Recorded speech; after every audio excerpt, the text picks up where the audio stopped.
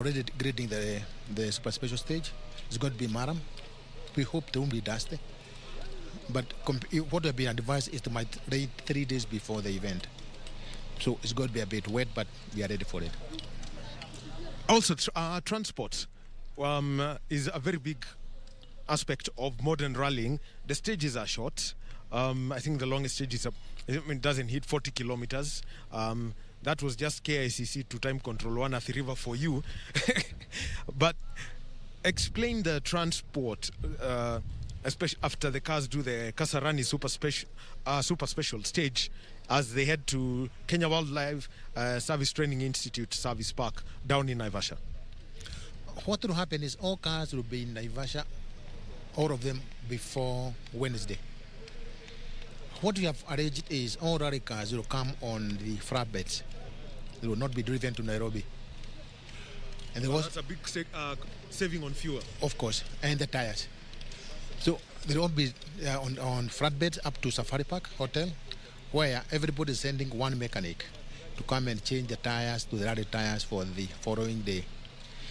But after they do the special stage, remember first they'll go to KICC for the ceremony of flag off, come and do this. Actually, they'll do the recce, then go to... Yes, they'll do the recce in the morning, then go to KICC, do the ceremonial start, then come back to Kasarani for the 4.5 kilometer stage. After they do the stage, they will drive themselves back to Naivasha. They will not on flat back anymore. You know now the race has already started, so we can't put them on flatbeds. But we expect the drivers to try and get the normal tires to put on those cars before they go to Naivasha, because they're very uncomfortable if you don't change the tires. Then they go and do the park farming until Friday morning. All right. What's the route that's going to be used? Because I think there was a change. They were supposed to go through Gatondo over the Aberdares on down around Kijabe to Naivasha, or are they going to use the highway? They are going to use from here. They'll go to Modaiga, turn off, go to UNEP, then go to Roaka, then join the normal Remuru Road from Roaka. Now, good places where somebody can get to watch the safari rally down in the Rift Valley outside of transport and close to the stages. Oh yes, we have the Kedong stage, which is very good, and we have a spectator stage there. We have the Soy Sab, which is you can access from Nakuru. That's a very good stage also. Then we have the beauty of Hell's Gate, which will be on Sunday. You know, Hell's Gate, we are running it only one day. That's another place where, the cars will come in from the geothermal or Carrier 4, drive up to Hell's Gate, and that will be the finish for the 1, 2, 3. Otherwise, the normal finish will be at the service park. Then something else everybody that you'd like the people to know. Rallying has changed. The cars won't go back to KICC for the podium. So tell us about the podium ceremony. Yeah, cars will not come back to Nairobi at all. We'll have the podium ceremony at Hell's Gate for the 1, 2, 3 only. Then the podium will be at the service park after that. Now for all the drivers who have finished. And also, what we the people would like to know, the COVID protocols required, especially because a lot of safety concerns and also observations will come in from the WRC. In all those stages we have created for spectators, there are 4, including a commentator. We're not charging any fees, and people are around to go in, so long as they park and walk to near the stage. Now, protocol is, this is an open area. It's open field. We can have as many people as we want, but we are advising people to continue wearing the mask and sanitizing. And they'll be able to see those. They can choose. We will not repeat any spectator stage every day. We will do one spectator stage on Friday, second one on Saturday, and the third one on Hell's Gate on Sunday. And you can see all of them every day. You do not have to continue running around looking for it. It will be there, and we're not charging. It will be kiosk where you can have some bitings, sodas, drinks, but don't drink and drive, remember? Right. Yes, and remember that the FIA have got a road safety program that is driven by Jean Todt, who's also special advisor to the UN Secretary General on road safety and also greening. Event director of the WRC Safari Rally, Jim Kahumbura, also better known as a rally driver. Thank you very much, Jim. And yes, the elbow bump. Well, yeah, thank you. And now let's get to speak to our Chief Executive Officer, Dr. Naim Bilal. Remember KBC, and also Mr. Charles Murila, who serves on the board. And Dr. Bilal, the joy of having the WRC Safari broadcast back on KBC, the journey behind it, and what the public should expect from us at KBC. I know we are going to be under pressure going forward as the sports team. Thank you very much. Really, mine is to assure Kenyans that we shall deliver this event to your living rooms. You want to know that KBC has the largest coverage across Kenya. We cover over 90% of the country, and we have 21 radio services. So those who are unable to catch us on television, you got every opportunity, every chance to watch us to listen to us through our radio stations from the 24th of June. So we assure you from the management and board of KBC that we shall deliver a world-class event to your living rooms. And Dr. Bilal, the premium content is part of the transformation of KBC that we're seeing under your leadership. You know, from an overview point of it, how then is KBC ensuring that it gets to the public through television and also through radio and the online platforms? Yes, I wish to indicate that we are pursuing a very broad-based transformation agenda, and content is key in that transformation agenda. We shall be telling Kenyans more as we move forward in terms of the detail of this transformation. But content is key, and we are investing heavily to ensure that we have world-class, top-rated content for Kenyans. Yes. And Director Murila, the pride that comes on the board when an iconic event like the WRC Safari is signed up through your colleague on the board and also our overall team leader, Dr. Bilal. Thank you very much. Of course, the board of Kenya Broadcasting Corporation is very excited about this new development. This event has been away from Kenya and Africa for the last 20 years. And the fact that it's back and it's going to be aired live in all KBC forums is really exciting for us as a board. As you're aware, the board has been very keen to ensure that Kenya is really watching. During the lockdown, if you remember, we were able to educate our children in partnerships with Kenya Curriculum Development, and also we were able to keep Kenyans nourished through their faith, through the masses we were offering, through the other religious forums, including the airing of live masses and mosques. As a board, really, we are sure that this event is going to be a huge success, and we are sure that we are going to give Kenyans what they really deserve. And we thank the government, of course, through our CS, Joe Musheru, for the support they have given this broadcaster to ensure that Kenyans receive news, receive entertainment, receive education, and all that pertains to broadcasting. Remember, thank you very much, Dr. Naim Bilal. And maybe a good message from you. We always say the true sports partner, the FA Cup has been here, CAF products, the heritage of sports at KBC. How are you seeing it going forward? I can tell you that we are the station of choice on matter sport, and we shall continue being that. So keep it KBC. Thank you. All right. Thank you very much, Dr. Naim Bilal. He is the Chief Executive Officer of the Kenya Broadcasting Corporation, and Mr. Charles Murila, who serves on the board. Thank you very much, gentlemen. And also now, getting back to the conversations, as you can see, everyone wants to have a photograph taken with that WRC car. Now, the person who's going to be leading the team that's going to be putting this together is, let me tell you how she used to introduce herself way back when I was just about 4'9", nambari 9 mgongoni, Elina Shiveka. Elina, for this, as you lead the sports team, you could give an overview of the activities that they can expect by the time the ceremonial flag-off happens on the 24th of June. Thank you, Wahome. Today is a big day for KBC. Safari Rally is back home, and that is KBC. Because remember those days, we never used to sleep. When Safari Rally is on, we used to sleep on the road waiting for those vehicles to pass by. So this time, it's back, and thank God, it's back on KBC Channel 1, your true sports partner. Actually, we have an elaborate plan to cover the event. From KICC, where we'll have the ceremonial start. From KICC, we'll come to Kasarani. Yes, from Kasarani, the vehicles will do their gigs. After that, the entire KBC sports team will be in Naivasha to ensure that we cover all the side shows and all the action. As you know, we'll get a feed from WRC production team.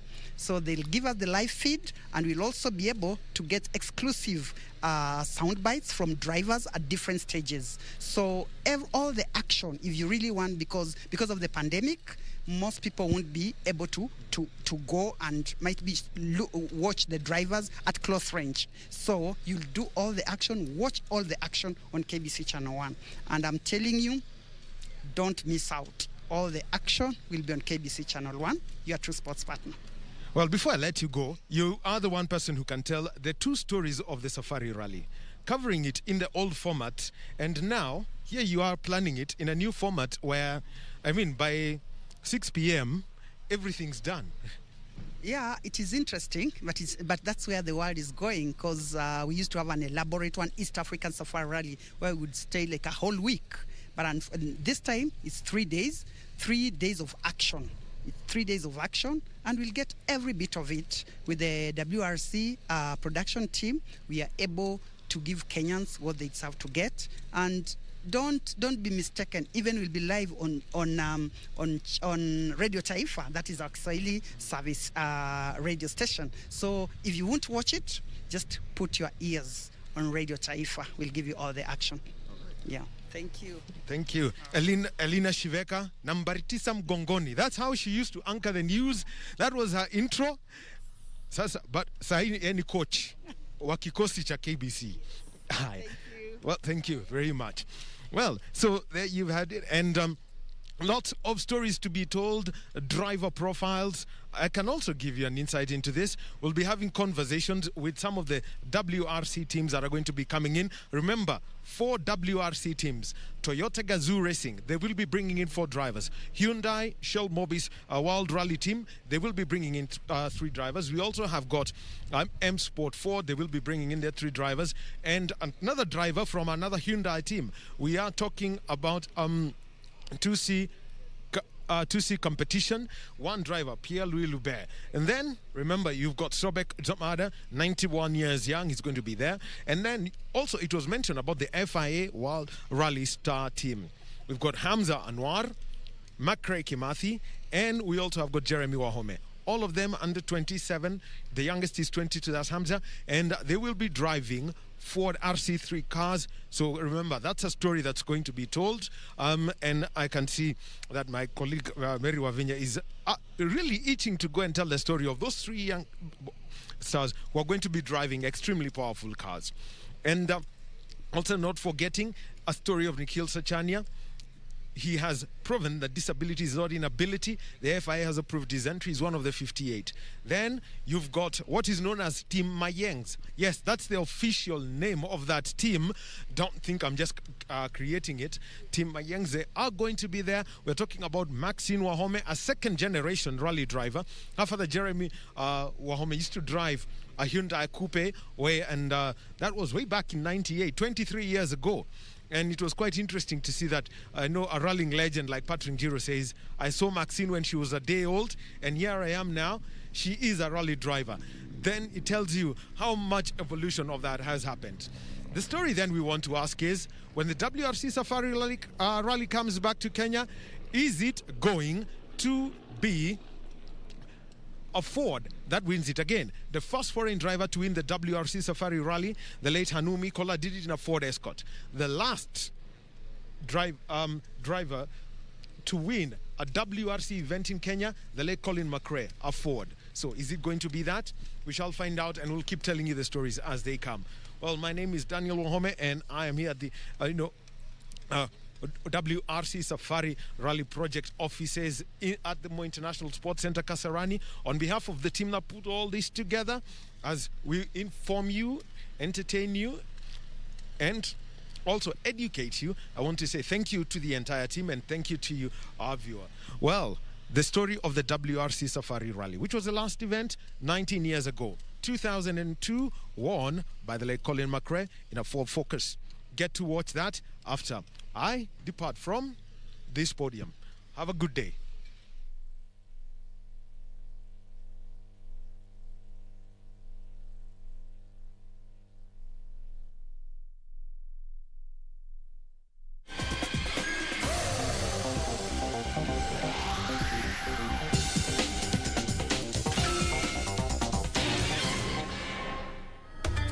Welcome to Africa, where the stunning scenery, the wildlife and the treacherous roads make up the toughest and most picturesque round of the World Rally Championship, the Safari.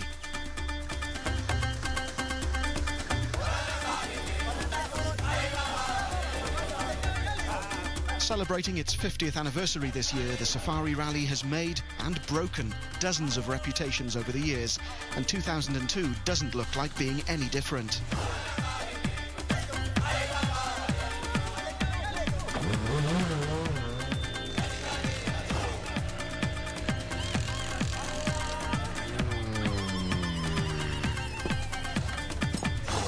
Africa's only round of the WRC is based to the north of Kenya's capital Nairobi, with the 12 stages run in the Great Rift Valley and a single service park at Suswa. The first 2 days have seen retirement follow retirement. First to go was the championship leader Marcus Grönholm on the very first stage. FX for Timo. The engine stopped.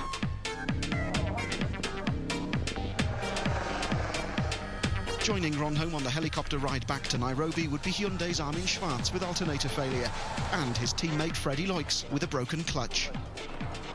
Yes, Phil, I'm now on the straight line, but the car is still not moving anymore. Francois Delacour's second attempt at the Safari ended with a blown engine in his Mitsubishi, while it was a missing wheel ripped off on day one's last section, which caused Tony Gardemeister's Skoda to retire. The final victim of day one was Subaru's Petter Solberg. A string of problems ended with engine failure, and so he too was out. At the end of the day, Tommy Mäkinen and Colin McRae were just 16 seconds apart, but day two's first stage saw the lead change hands. Right behind him. Broken suspension slowed Mäkinen, but he didn't know McRae had caught him. Tell his pilot to get pull over now. Left over jump, mate. Right, get him to pull over. Steady now. Okay, fast hole. Yep, it's going to get down. That was very important of him. We had no information at all that you are behind. I'm very sorry that. But Mäkinen's rally would soon be over. More suspension problems, but this time he couldn't drive on. Does this retirement means the end of your championship for me? Yeah, it looked very bad. It was not good day for us. But there'd be others who also wouldn't reach the end of the day, like Carlos Sainz. Pressure, Luis. Recto, izquierda. Okay, no problem. Skoda's Kenneth Eriksson thought he had no problems, but the oil suggested otherwise. Transmission failure within meters of his mechanics meant another Safari victim. Richard Burns, the reigning world champion, would also retire within sight of his team in perhaps the most bizarre incident of the entire event. JC, we're stuck at the service. It's completely on its bottom, and all the wheels are spinning.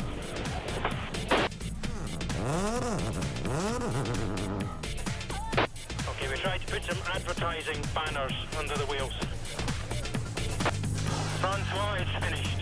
Please, can somebody come? Richard, that must be a very, very bitter pill to swallow. I can't really explain because You saw what's happened, and we drove 50 kilometres on a normal tarmac road, and we come to this service area, and we can't even get in through the gates. Others would be more fortunate, but Kenya's unique challenges also caused them problems. In Alistair McRae's case, it was the wildlife.